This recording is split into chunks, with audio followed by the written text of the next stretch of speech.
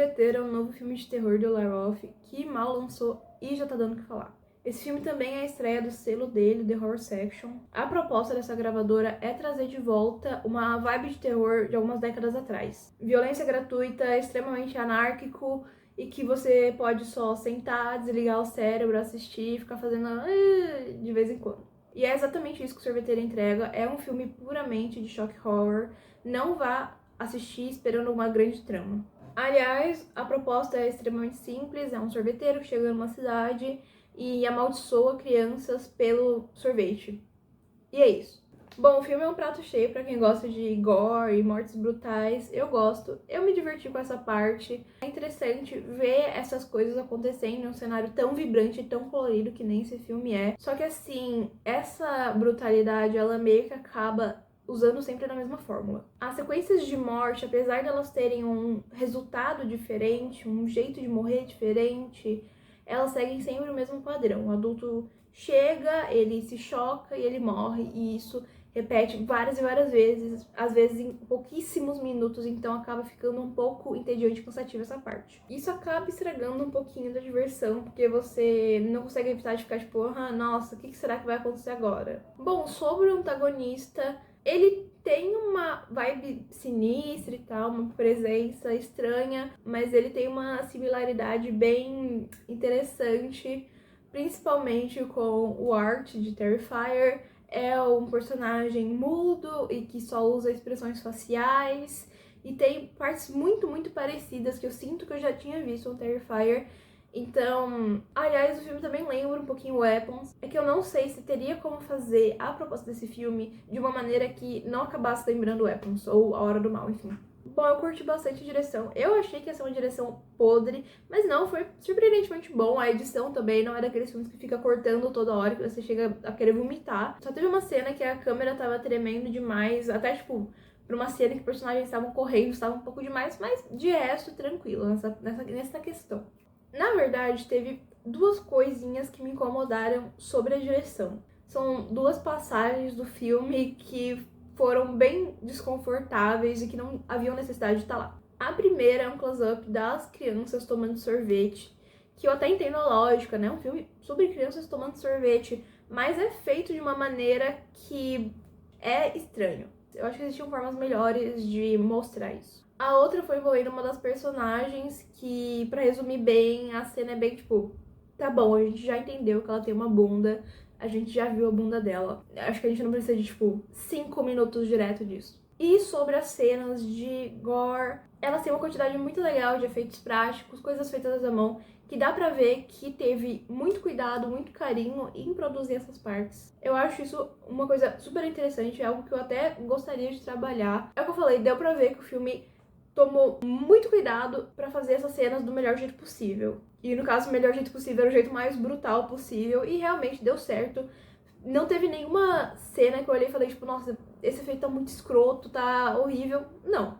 Mas, falando sobre efeitos práticos, né, não tem como não comentar sobre a coqueluche do momento, o uso de inteligência artificial generativa nesse filme. Bom, o que mais me irritou sobre o uso de IA nessa produção é que ela foi usada para coisas que não dá pra gente falar, é uma produção de baixo orçamento, que realmente é, e que precisava da IA para fazer uma cena muito espetacular, muito grandiosa. Não, não é isso. Ela é usada numa cena muito simples que eu acho que qualquer ilustrador conseguiria fazer com alguns dias, que, aliás, o Eli Roth falou que era ele que tinha desenhado à mão e depois passado para um ilustrador, e quando o povo caiu em cima, porque percebeu, porque é muito óbvio, e aí sim ele desmentiu, falou, eu me expressei mal. Como você se expressar mal com uma coisa de falar, eu fiz tal coisa, e você não fez, não tem margem de erro. Então ela é usada nisso, e ela é usada numa cena de flashback que poderia muito bem ter sido gravada à mão, normal, e botada um filtro sépia depois, sabe? Eu não consigo entender a decisão de Eli Roth de, no primeiro filme da produtora dele, que tem essa proposta de ajudar produções independentes e de financiar, ele tenha escolhido ir por esse caminho e ainda mentido sobre. E me incomoda muito que ao longo da produção dá pra ver que ele teve cuidado de fazer muitas das coisas com efeitos práticos ou CGI que seja, tudo bem. Eu realmente não consigo entender o que levou ele a falar, não, nessa cena eu vou usar IA. Bom, se você for ver no meu Letterboxd, eu dei uma nota bem baixa para esse filme e realmente, principalmente, foi pelo uso dessa IA. Eu entendo que foi um filme financiado, uma produtora financiada pelo Eli Roth. Eu entendo que claro, não deve ser uma pessoa por trás de tudo isso, mas principalmente é ele. Mas, gente, ele não é pobre. Se ele tem dinheiro pra fazer um filme inteiro, ele teria dinheiro pra pagar um ilustrador. Um primo. Pega um primo e dá $15. Já tava melhor. Ia ficar ruim? Talvez, mas ia ficar melhor. E ele não é o Elon Musk, mas ele também não é pobre. Ele está na indústria há muito, muito, muito tempo. Eu não consigo ver como uma pessoa que tem tanta experiência com atuação, com direção, cai numa coisa tão fácil das pessoas provarem que é mentira e ainda mentir sobre. Eu não considero essa uma produção terrível, não considero um filme terrível. Como eu falei, ela é bem divertida, não é um filme que você vai querer pular. Eu, pelo menos, não quis, eu tava de boa, passou muito rápido pra mim. É uma produção que não se leva tão a sério, eu não vejo esse filme realmente tentando ser algo que ele não é. E eu acho que se tivesse feito nos anos 80, o público estaria bem mais contente, bem mais elogiando, chamando de camp, falando que ia ser um clássico B-movie. Eu diria assim que as pessoas estão sendo injustas até certo ponto, sem querer me repetir, apesar do negócio da IA abrir sim portas para as pessoas criticarem e merecidamente. Esse filme não é a bomba toda que fala. Eu acho que muita gente não sabe mais curtir um terror ruim. Eu acho que todo mundo quer que toda produção seja um Hereditário da vida. Tudo que seria, é o que eu falei, tudo que seria camp nos anos 80 hoje em dia só é ruim. Mas eu também não vou ficar defendendo muito o filme que use IA generativa sem precisar, então fale o que quiser. Eu não acho que você vai achar uma tortura assistir esse filme por 1h30. Apesar dele não ser tecnicamente bom, é divertido. Teve vários momentos divertidos, eu ri em alguns.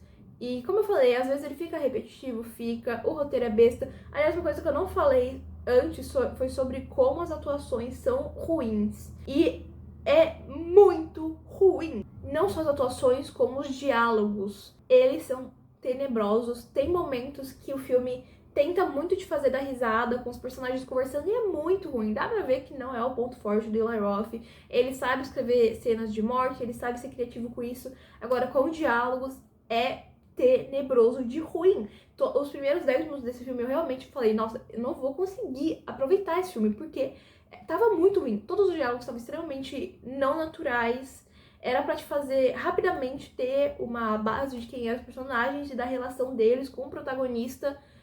Mas foi feito de um jeito tão podre que parabéns, viu? É difícil você alcançar um nível tão ruim e escolher atores tão ruins. E assim, claro, a gente tem que dar uma acalmada quando a gente tá falando de atores crianças, eles não sabem muito bem o que estão fazendo.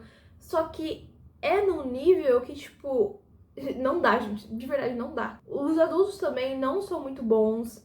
Os pais do protagonista conversando, parecia que era um negócio meio pós-irônico que tava acontecendo de tão estranho que era a relação daquelas pessoas. Os adultos desse filme não tomam uma decisão que uma pessoa normal da cabeça tomaria. Sério, eram momentos assim que, gente, como eu falei, eu acho camp.